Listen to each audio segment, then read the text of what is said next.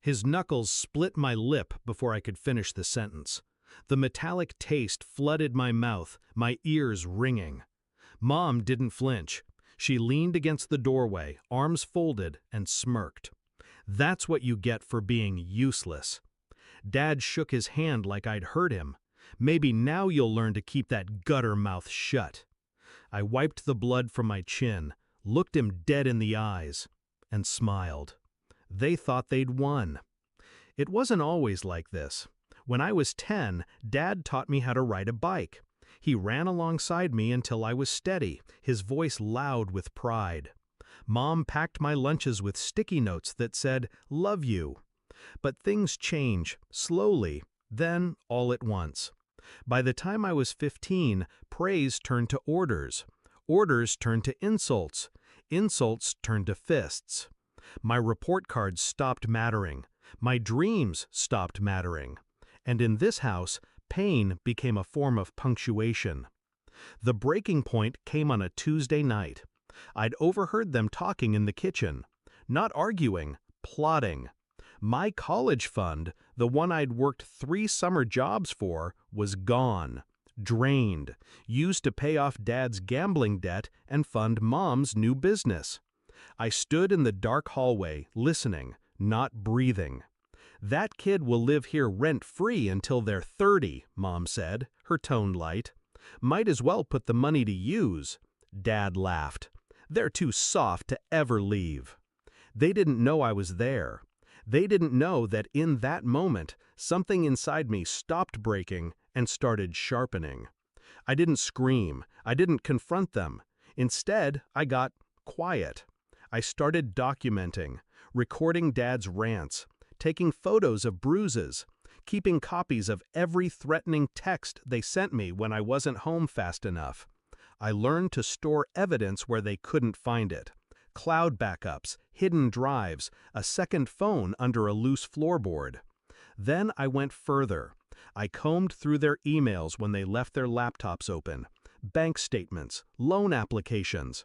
The business Mom bragged about was fraudulent on 3 fronts. Dad's gambling debts were tied to some very impatient people. I didn't just want them gone. I wanted them ruined. The first move was subtle, an anonymous tip to the bank about suspicious withdrawals.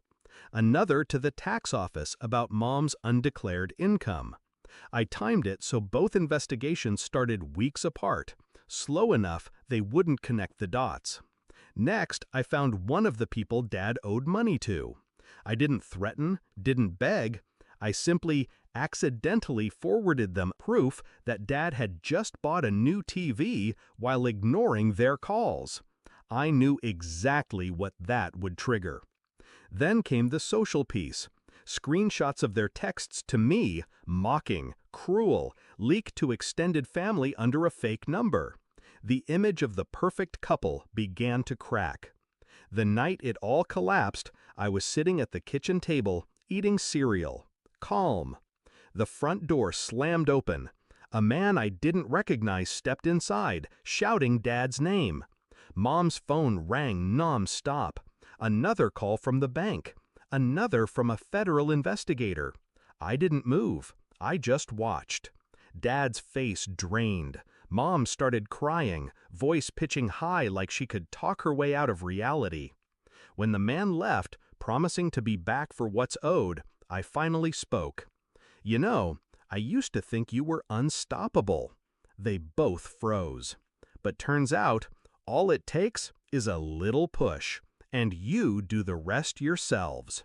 Mom's eyes narrowed. "What did you do?" I stood, rinsed my bowl. I kept the receipts. 2 weeks later, they were gone. Dad disappeared to work things out with his creditors. Mom's business was shut down pending fraud charges.